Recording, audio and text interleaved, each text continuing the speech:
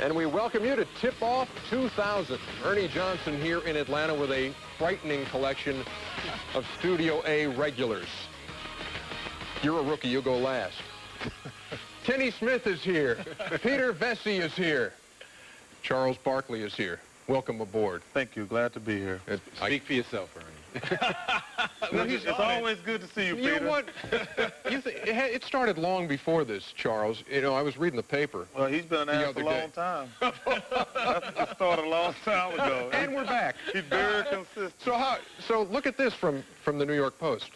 How screwed up is this world? Just asked Charles Barkley, looking very much these days like Richard Jewell's body double. Hey, you know what, Peter? I told him, I'm gaining weight. I can lose weight. He always going to be ugly. That's the difference between being fat and ugly.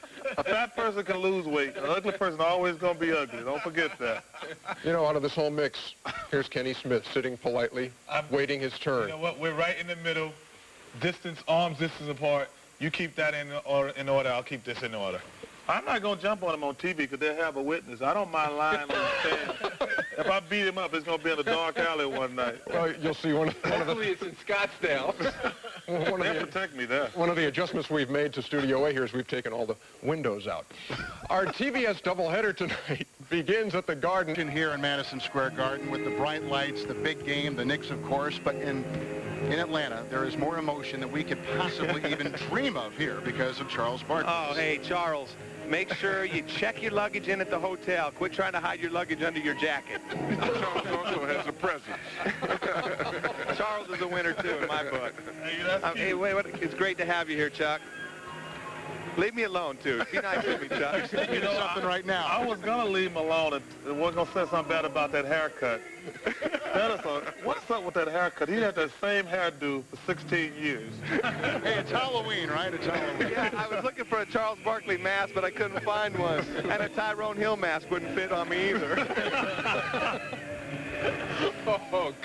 All right, guys, we'll talk to you in just a bit when New York and Philadelphia tip it off. Hey, this team, Philadelphia, that you began your career with there, Charles, what's your take on what Allen Iverson and Larry Brown have going up there, and how important is it to get along to succeed in this league?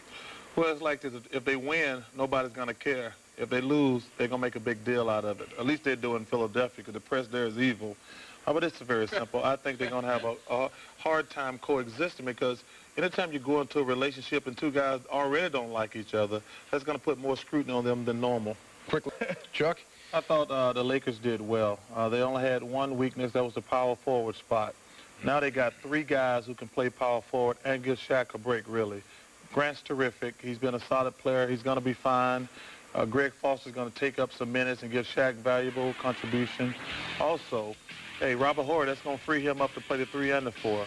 My worst off-season move was Roger Clemens appealing his fine today for throwing the bat at Mike Piazza. That's fair. Oh, yeah, very good. All right, thank you so much, Chuck, for letting us get... Hey, I'm a variety of topics. You cross all different sports Educate lines. us, please. I'm trying to work with you. Hey, can we talk The team and everybody else follow.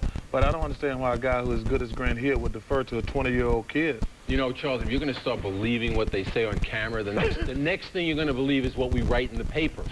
I'm never going to be that dumb. I'm never going to believe anything I read in the paper. If it's not, unless it's a USA Today or CNN, if it's especially some old rags in New York City. Hey, Tracy McGrady has been pretty outspoken down there about what he thinks Orlando could do. They're talking, 60-win season, that kind of... How good are things going to be down there? 60 wins? Hey. You know, how much money they give Tracy McGrady?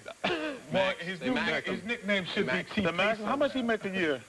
Probably about 9 a year at this point. I'll bet I come up with $9 million. I keep that in my petty cash drawer back at the house. I'll bet him $9 million. Unless Alexander will back you. They can't win 60 games. Okay. Well, you know, I think one thing about them, they are more to prove to the Portland Trailblazers on the Lakers than Isaiah Ryder.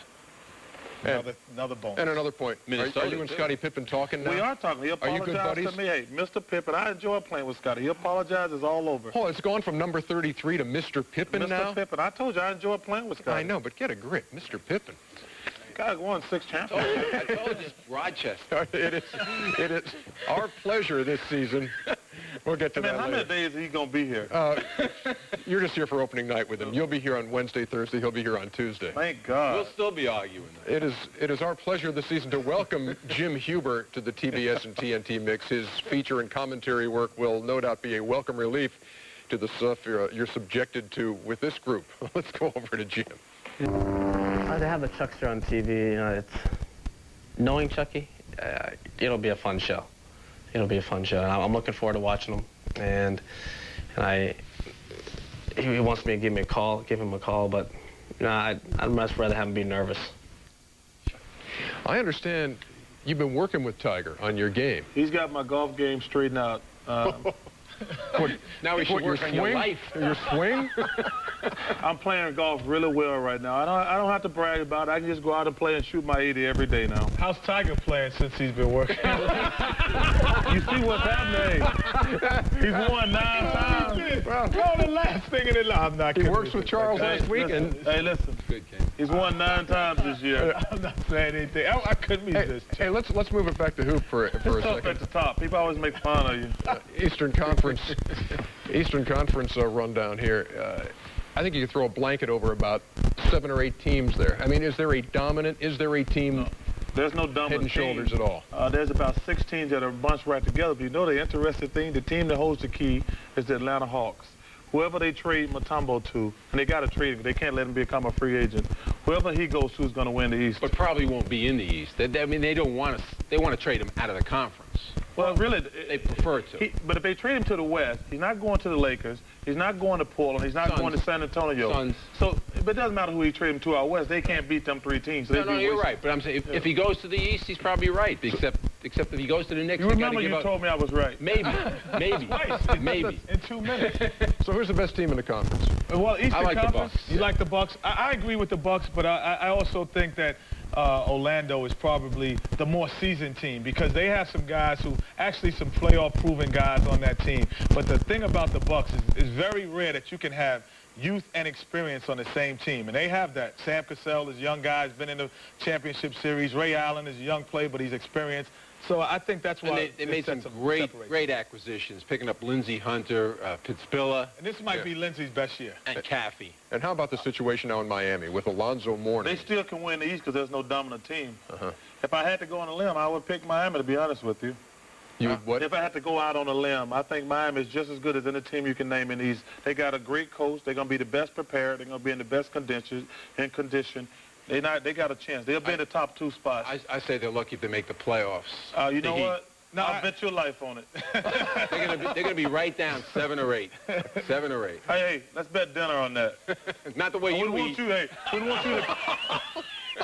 want you to pay for a bill. Stop right there. What are you going to bring, Jarvis and George Carr with you? Hey, We need a whistle. You know, unfortunately, we're going to have to play a game here tonight, which is going to interrupt all this stuff that we've got going on This is here. called gibberish, Ernie. It's glorified gibberish. We'll be back to wrap things up after this. Let's talk predictions. You want to about? I guess we've touched on the East and the West, but who's going to come out of the Western Conference? Is it the Lakers again? I think the Lakers are going to come out of the West. And who will they play from the East? Indiana. If I had to pick a sleeper, I would go with the Charlotte Hornets, but I like Indiana. And you have Kobe as your now MVP. you got the Heat, you got Charlotte, you got Indy. No, I got Kobe as my MVP. I like him. I think he's really maturing. I think they won't give it to Shaq 2 years in a row. And I love Kenyon Martin as my Rookie of the Year. He was the best player in college last year. Unfortunately, he got hurt. I like him a lot. How about it, Kenny? Well, it's easy to pick the Lakers to win it. I think Shaq is the MVP again. And my surprise is Stromile Swift. I think he'll get the minutes to play up in Vancouver. He'll put up big numbers. He's versatile, and he's a good player. Well, again, I'm the Lakers. Although the Spurs have beaten the Lakers 7 out of the last 8 times they've played them. Duncan's healthy, so you got, as Ainge says, you got to watch them. I like Alonzo Mourning because you're going to see what's going to happen to this team without him. He's going to be the first one to ever win the MVP without setting foot on the court. And Mike Miller has shown me that he's going to be the savior for Tracy McGrady and Hill, because when those guys try to make plays, he's going to be the guy that's burying the jump shot from outside. So we've got this stuff on tape, and we will rack it back up late in the season. That's that for NBA Tip-Off 2000.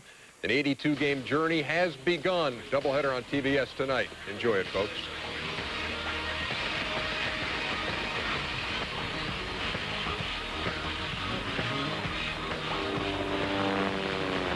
But New York in some trouble here, Charles. I'm glad. They deserve it. The way they treated Patrick Ewing, I've said it in the past, the way they treated Patrick Ewing was a disgrace. I wish bad things upon them. They don't have any big guys can score offensively, not one. All their scores are outside guys, and they're wide open down the middle, and it's good that's happening to them. Charles, what did New York do to Patrick Ewing? Well, you know what, you guys in the media are making me laugh sometimes. Hey, you're in the media now. Yeah, but at least I'm going to be honest. Oh, okay. Every time a player, you know what, it's funny, every time a player gets traded, they say it's business. Every time a player takes a large sum of money to go to another team, they say we unlawed. Stay on the subject. I love it when they talk out of both sides of their mouth. Charles, back to Peter's question. Back to the subject. What did they do to him? He asked to be traded. After they tried to trade him. He was in limbo. Not true. Charles, you got to do your homework. I did my homework. He asked to be traded initially. He gave him 7 or 8 teams to go to. No, he didn't. That's not what happened. Yes, he did, That's not what happened. They tried to trade him. It didn't go through. He couldn't play there. Same situation happened to me in Phoenix. You're wrong, Hey, you know what? I had nothing good to say about and it's not going to be the last time he's wrong, but you are absolutely wrong. I'll probably be wrong tomorrow. Now, I'm not saying that he didn't give them an excuse. They were looking for an excuse to trade him. And when he said he wanted to be traded, he wanted them to say, no, we want you. And they didn't do that. They should have did it tonight. Well, I'm not saying they shouldn't have done that, Charles. Don't you think he deserved more respect?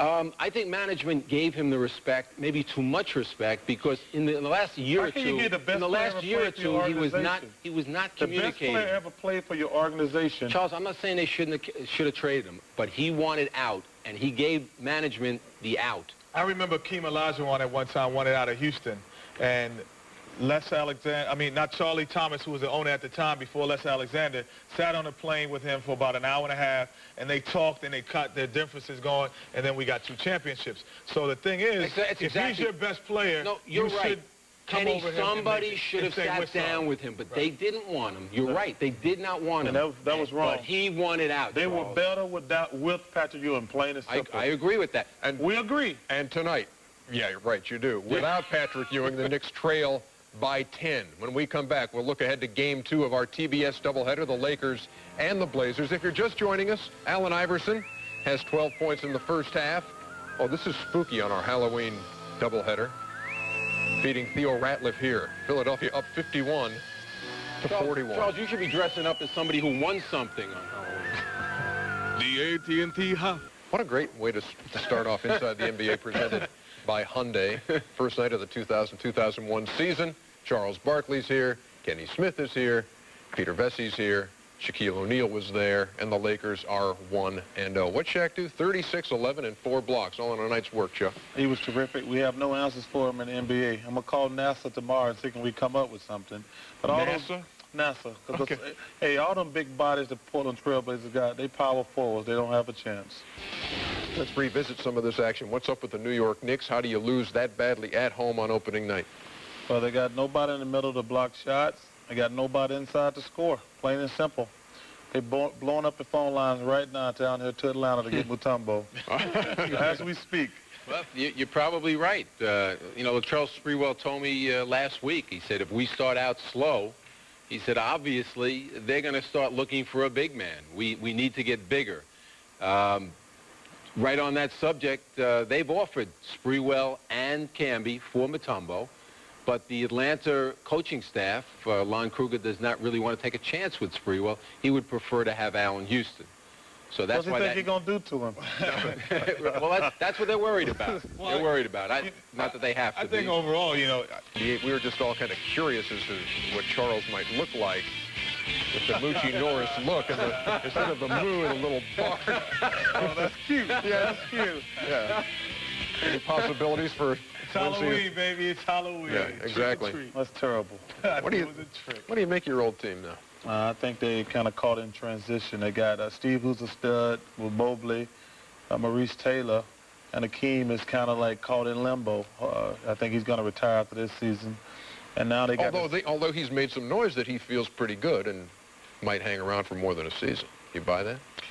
I just hope he gets through this season healthy and does what he should do, is retire. Beaten Toronto on opening night. Sacramento Kings, Chicago Bulls. Oh, United my Center. God. That looks like a little cross between Steven ugly Seagal and the old woman and a John real ugly Belushi woman. thing from the I'm embarrassed. Saturday Night Live. By that, there's another frightening. Do you manage your Yeah. daughter about that home? Don't even want to think about it. Chris Webber right down the pipe. Jason Williams, by the way, unable to play for the first 5 games because of that drug aftercare deal. Bobby Jackson playing, and there's a shot that just do whatever you'd like with that one at home. 19. Bucks and the Mavs. Yeah, that's fairly disgusting. And Sam Cassell loses a ball to Howard Isley. And that, folks, is a wrap for Inside the NBA, presented by Hyundai. For Charles Barkley, Kenny Smith, Peter Vesey, Ernie Johnson in Atlanta. See you tomorrow night.